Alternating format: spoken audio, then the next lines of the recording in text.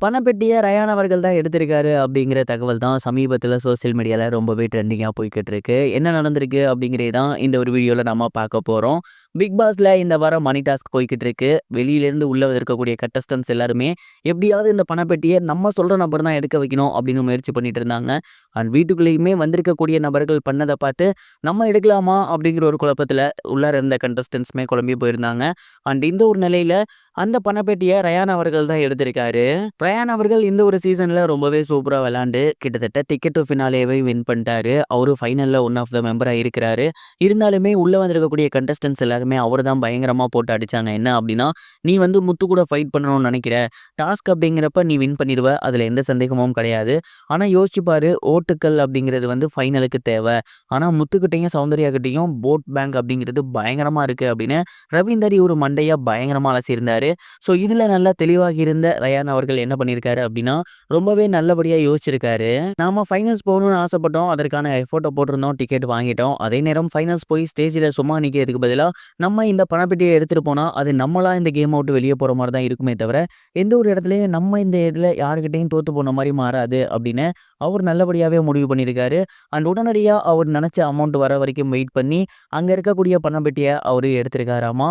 And இந்த ஒரு விஷயம் அப்படிங்கிறது அங்க இருக்கக்கூடிய எல்லாருக்கும் பயங்கரமான ஷாக். குறிப்பா ஜாக்லின், சௌந்தர்யா இவங்க எல்லாமே "வேணாம், நீ இந்த தப்ப பண்ணாத" அப்படிங்கிற மாரி சொல்ல சொல்ல, "இல்ல இல்ல இதுதான் கரெக்ட்டா இருக்கும்" அப்படின்னு சொல்லி ரயான் அவர்கள் அந்த ஒரு பணப்பெட்டிய எடுத்திருக்காரு.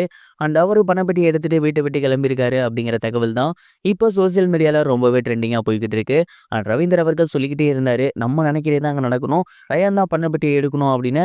ஸோ ரவீந்தர் அவர்கள் சொன்னத சொன்னபடியே பண்ணிட்டாரு. ரயான் தான் எடுத்திருக்காரு அப்படிங்கிற தகவல் கிடைச்சிருக்கு. இது எந்த அளவுக்கு உண்மை அப்படிங்கிறது தெரியல. ஒருவேளை ரயான் அவர்கள் தான் பணப்பெட்டிய எடுத்திருக்காரு அப்படின்னா, ரொம்பவே சூப்பரான ஒரு ஸ்மார்ட் மூவ் அப்படின்னு தான் நான் நினைக்கிறேன்.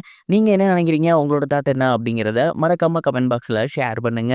இது ஒரு புறம் இருக்க, பிரபல குணச்சித்திர நடிகரான காதல் சுகுமார் அவர்கள் மேல ஒரு பெண் கேஸ் கொடுத்திருக்க விஷயம் இப்போ கோலிவுட் வட்டாரத்துல ரொம்பவே பரவலா பேசப்பட்டு வந்துட்டு இருக்கு. காதல் படத்துல பரத்துக்கு நண்பனா நடிச்சிருக்கவர் தான் சுகுமார்.